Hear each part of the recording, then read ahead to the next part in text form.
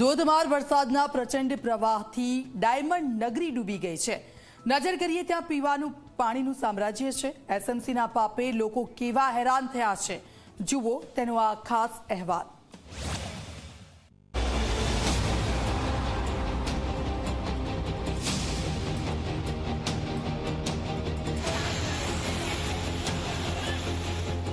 Diamond નગરી સુરત, જેની ચમક દેશ વિદેશમાં ફેલાયેલી છે, પરંતુ આજે આ શહેર ચમક નહીં પરંતુ પાણીના પ્રવાહથી થંભી ગયું છે। ચોમાસાના ધોધમાર વરસાદે સુરતને જાણે કે જળબંબાકાર કરી દીધું છે। રસ્તાઓ, સોસાયટીઓ, ઘરો, દુકાનો બધું જ પાણીના સામ્રાજ્યમાં ડૂબી ગયું છે।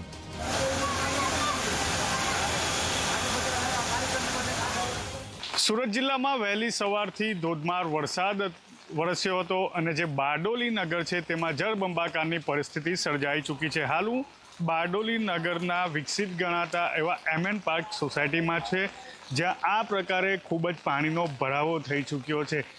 ત્યાંથી સામળિયામોરા વિસ્તાર છે અને ત્યારબાદ એમએન પાર્ક હોય આ તમામ જે વિસ્તાર છે તે જળબંબાકાર કરી ચૂક્યા છે।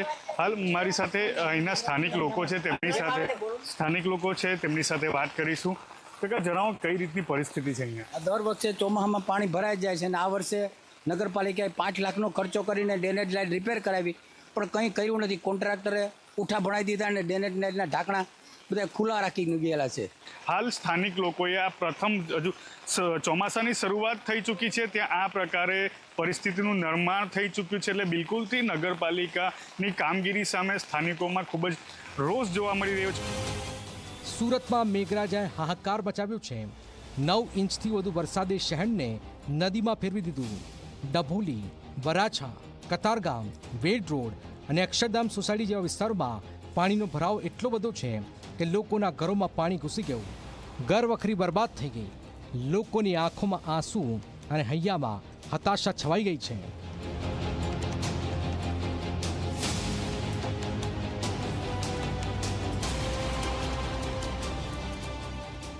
સુરત શહેરના કતારગામના કાસાનગરમાં વરસાદી પાણી ભરાઈ ગયા છે। સીધા દ્રશ્ય તમે આ જોઈ શકો છો કે આખા પરિસરમાં પાણી જ પાણી જોવા મળી રહ્યું છે। જ્યારે જાણે કે કહી શકાય કે જે રીતના નદી હોય કે નદીમાંથી લોકો પસાર થઈ રહ્યા હોય, વાહન ચાલકો હોય, બાઇક ચાલકો હોય, તમામ જે રાહદારીઓ સહિત લોકો જે છે અહીં પરેશાન જે છે થઈ રહ્યા છે। આ કાસાનગરની અંદર આ વરસાદી પાણી ભરાવાના લીધે જે છે લોકોને જે છે ભારે હાલાકી પડી રહી છે। રાહદારીઓ સહિત તમામ લોકો પરેશાન થઈ રહ્યા છે। ટ્રાફિક જામના પણ જે છે અહીં દ્રશ્ય જે છે સર્જાવી રહ્યા છે। સુરત મહાનગરપાલિકાને પ્રી મોન્સૂનની કામગીરી જે છે કરવાની હોય છે, આ નબળી કામગીરીના લીધે જે છે લોકોને હેરાન થવો પડી રહ્યો છે। અહીં અર્ચના સ્કૂલ પાસે ઘૂંટણ સુધી પાણી ભરાઈ ગયું। આજે પરીક્ષાનો દિવસ હોવા છતાં અનેક વિદ્યાર્થીઓ સમયસર સ્કૂલ પહોંચી શક્યા નથી। પરીક્ષા છૂટી જવાના ડરથી વાલીઓની આંખો ભીની થઈ ગઈ। શહેરની શાળાઓમાં રજા જાહેર કરી દેવાઈ, પરંતુ પાણી નિકાલની વ્યવસ્થાના અભાવે લોકોની મુશ્કેલીઓ વધી ગઈ છે।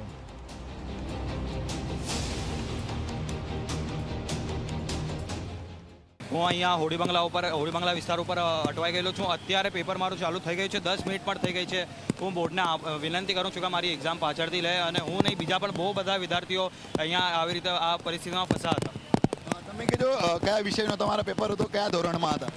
12વી અને સ્ટેટિસ્ટિક્સનો પેપર હતો મારો આજ। અમે સારા દરવાજા, પછી દિલ્હી ગેટ, પછી કતારગામ 4 રસ્તા અમે અહીંયા ફસી ગયેલા છે। અંકુર વિદ્યાભવન અમારા છોકરાનું સેન્ટર હતું, પણ ત્યાં સુધી અમે પહોંચી નહીં શક્યા વરસાદના લીધે।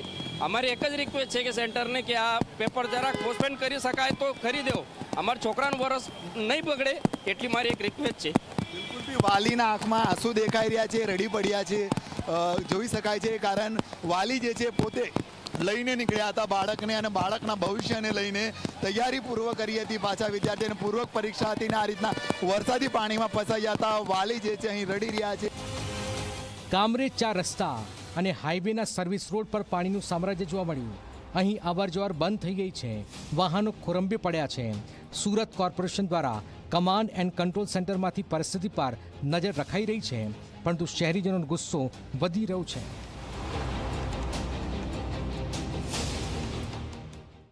કે અહીંયા તો પહેલાં તો પ્રી મોન્સૂનનું કામ થવી જોઈએ એવી કાંઈ થઈ નથી. અહીંયા અજીમ હોસ્પિટલની આગળ જ 5 ફૂટનો મોટો ખાડો છે, બરોબર છે ને, આ બધું કચરું ચોકઅપ થઈ જાય છે. નાના નાના છોકરા તમે જુઓ, હમણાં જ એક છોકરો પડ્યો હતો. હવે આમાં કાંઈ થાય તો અમારે કોની પાસે કહેવા જવું કે શું કરીએ એમ? હવે કોઈ થાય તો એની જવાબદારી કોણ લે? દર વર્ષે આ પ્રોબ્લેમ આવે છે પાણીનો, અને છોકરા નાના નાના સ્કૂલ મૂકવા જવા હોય ત્યારે અવારનવાર ખાડામાં પડી જાય છે, બરાબર છે, અને કોઈ પાણીનો નિકાલ થતો નથી. થોડા વરસાદમાં પાણી વધારે ભરાઈ જાય છે, બરાબર છે. આ પરિસ્થિતિ અમારે હોય છે, કોઈ અમારા સોસાયટીમાં પાણી જવાનો નિકાલ જ નથી થતો. ગટર લાઈનની એવી સમસ્યા છે. અહીંયા આ લોકો કોઈ મોટી દુર્ઘટના બની રહે એની વાટ જોવે છે, સમજ્યા તમે? આ મલ્ટીકેર હોસ્પિટલ છે, એની આજુબાજુમાં ચોખ્ખો રસ્તો હોવો જોઈએ, પણ અહીંયા રસ્તો છે નહીં. હવે એમ્બ્યુલન્સ જવી હોય તો કઈ રીતે જાય? સુરત મ્યુનિસિપલ કોર્પોરેશનનો દાવો છે કે તેઓ સ્થિતિ પર નજર નાખી રહ્યા છે અને તાત્કાલિક પગલાં પણ લઈ રહ્યા છે, પરંતુ શહેરીજનોનો સવાલ છે કે આવી પરિસ્થિતિ દર વર્ષે કેમ? પાણી નિકાલની વ્યવસ્થા કેમ નથી? 2006ના પૂરની યાદો ફરી તાજા થઈ રહી છે, જ્યારે સુરત આવી જ રીતે ડૂબી ગયું હતું.